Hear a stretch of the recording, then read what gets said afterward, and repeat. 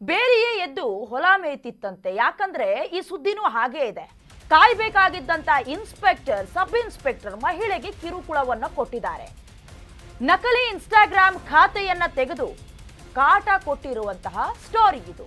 ಮಹಿಳೆಯರಿಗೆ ಸಬ್ ಇನ್ಸ್ಪೆಕ್ಟರ್ನಿಂದ ಕಿರುಕುಳದ ಆರೋಪ ಕೇಳಿಬರ್ತಿದೆ. ಸಬ್ ಇನ್ಸ್ಪೆಕ್ಟರ್ ವಿರುದ್ಧ ಅಧಿಕಾರಿಗಳಿಗೆ ದೂರು. ಮಹದೇವಪುರ ಠಾಣೆಯ ಸಬ್ ಇನ್ಸ್ಪೆಕ್ಟರ್ ಹನುಮೇಶ್ ಮಾಡಿರುವಂತ ಕೃತ್ಯ ಇದು. ಮಹಿಳೆಯೊಬ್ಬರಿಗೆ ಲೈಂಗಿಕ ದೌರ್ಜನ್ಯವನ್ನ ಎಸಗಿದ ಆರೋಪ ಇದು.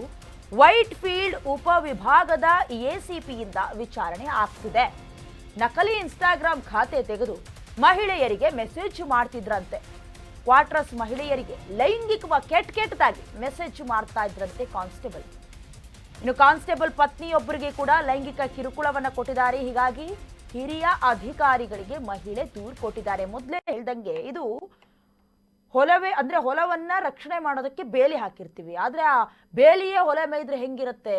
ಸೇಮ್ ಅದೇ ರೀತಿ ನಾವು ಪೊಲೀಸರನ್ನ ಯಾವ ರೀತಿ ನೋಡ್ತೀವಿ, ಅವರಿಂದ ನಮಗೆ ಪ್ರೊಟೆಕ್ಷನ್ ಸಿಗತ್ತೆ. ಏನಾದ್ರೂ ಕಂಪ್ಲೇಂಟ್ಗಳನ್ನ ಪೊಲೀಸರು ಕೊಡಬೇಕು, ಬೇರೆ ಬೇರೆ ಟಾರ್ಚರ್ಗಳಾದ್ರೆ ಪೊಲೀಸರನ್ನ ಮೊರೆ ಹೋಗಬೇಕು. ಬಟ್ ಇಲ್ಲಿ ಆಗ್ತಿರೋದೇನು? ನಾಚಿಕೆ ಆಗಬೇಕು, ಮಣ್ಣು ತಿನ್ನೋ ಕೆಲಸ ಇದು. ಇರೋ ಅಕೌಂಟನ್ನು ಹೊರತುಪಡಿಸಿ ಮತ್ತೊಂದು ಅಕೌಂಟನ್ನು ಮಾಡ್ಕೊಳ್ಳೋದು, ಇದು ಮಾನಸಿಕ ವಿಕೃತಿ ಅಂದ್ರೂ ತಪ್ಪಾಗ್ಲಿಕ್ಕಿಲ್ಲ. ನೋಡಿ, ದೃಶ್ಯದಲ್ಲಿ ಗಮನಿಸ್ತಾ ಇದ್ದೀರಾ, ಹನುಮೇಶ್ 84 ಇದು ಮೇ ಬಿ ಒರಿಜಿನಲ್ ಅಕೌಂಟ್ ಅಂತ ಅನ್ಸತ್ತೆ. ಬಟ್ ನಕಲಿಯಾಗಿಯೂ ಕೂಡ ಮತ್ತೊಂದು ಅಕೌಂಟ್ ಮಾಡ್ಕೊಂಡು ನೋಡಿ, ಪ್ರಭು ರಾಜ್ ಬಾಬು ಅಂತ ಮಾಡ್ಕೊಂಡಿದ್ದಾರೆ. ಹೆಸರಲ್ಲೂ ಹುಡುಕಾಟ. ಅದು ಯಾಕೆ ಆ ಹೆಸರುಗಳನ್ನ ಕ್ರಿಯೇಟ್ ಮಾಡ್ಕೊಳ್ತಾರೋ, ಜೊತೆಗೆ ಫಾಲೋವರ್ಸ್ಗಿಂತ ಫಾಲೋವಿಂಗ್ ಜಾಸ್ತಿ ಇದ್ರೆ ಅರ್ಥ ಮಾಡ್ಕೊಬಿಡ್ಬೇಕು ಅದು ನಕಲಿನ ಅಥವಾ ಅಸಲಿನ ಅಂತ. ಬಟ್ ಈತ ಮಾಡೋದು ಏನಂತ ಹೇಳಿದ್ರೆ, ಅವ್ರು ಕ್ವಾರ್ಟರ್ಸ್ ಕೊಟ್ಟಿರ್ತಾರಲ್ಲ, ಅಲ್ಲಿನ ಕಾನ್ಸ್ಟೇಬಲ್ ಪತ್ನಿಯರಿಗೆ ಕೆಟ್ಟದಾಗಿ ಮೆಸೇಜ್ ಮಾಡೋದು ಯಾವ ರೀತಿ ಹುಚ್ಚಿದು? ಸಂಬಂಧಪಟ್ಟಂತೆ ಈಗಾಗಲೇ ದೂರು ಕೊಟ್ಟಿದ್ದಾರೆ ಮಹಿಳೆ. ವಿಚಾರಣೆ ಕೂಡ ನಡೀತಾ ಇದೆ. ಲೈಂಗಿಕ ದೌರ್ಜನ್ಯ ಎಸಗಿದ ಆರೋಪ, ನಾನು ಪೊಲೀಸು ನನ್ನ ಯಾರು ಕೇಳ್ತಾರೆ ಅನ್ನೋದು, ಅಥವಾ ಡೂಪ್ಲಿಕೇಟ್ ಅಕೌಂಟ್ ಮಾಡಿಬಿಟ್ರೆ ನಾನು ಸಿಕ್ಕು ಬೀಳೋದಿಲ್ಲ ಅನ್ನೋದು, ಒಂದು ರೀತಿಯಾದಂಥ ಮಾನಸಿಕ ವಿಕೃತಿಯನ್ನ ಮೆರೆದಿದ್ದಾರೆ.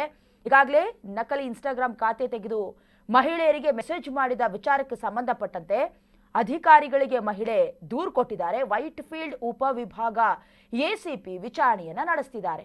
ಯಾವ ಕಾರಣಕ್ಕೆ, ಏನು ಸಸ್ಪೆಂಡ್ ಮಾಡೋದು ಮತ್ತೆ ಕರ್ತವ್ಯಕ್ಕೆ ತೆಗೆದುಕೊಳ್ಳೋದ್ರ ಬದಲಾಗಿ ಇವ್ರನ್ನ ಕೆಲಸದಿಂದಲೇ ಅಮಾನತು ಅನ್ನೋದಕ್ಕಿಂತ ಇವ್ರನ್ನ ತೆಗೆದ ಹಾಕ್ಬಿಡ್ಬೇಕು. ಅಮಾನತು ಸಸ್ಪೆಂಡ್ಸ್ ಎಲ್ಲ ಒಂದೇನೆ. ಅಂದ್ರೆ ಅವ್ರನ್ನ ಒಂದಷ್ಟು ದಿನ ಕೆಲಸದಿಂದ ಹೊರಗಡೆ ಇಡ್ತಾರೆ, ಮತ್ತೆ ಸೇರಿಸ್ಕೊತಾರೆ, ಮತ್ತೆ ಇದೇ ರೀತಿಯಾದಂಥ ಕೃತ್ಯವನ್ನ ಮಾಡ್ತಾರೆ. ಅದ್ರ ಬದಲು ಕಿಕ್ಔಟ್ ಮಾಡಿ ಬಿಸಾಕಬೇಕಿಂತವ್ರನ್ನ.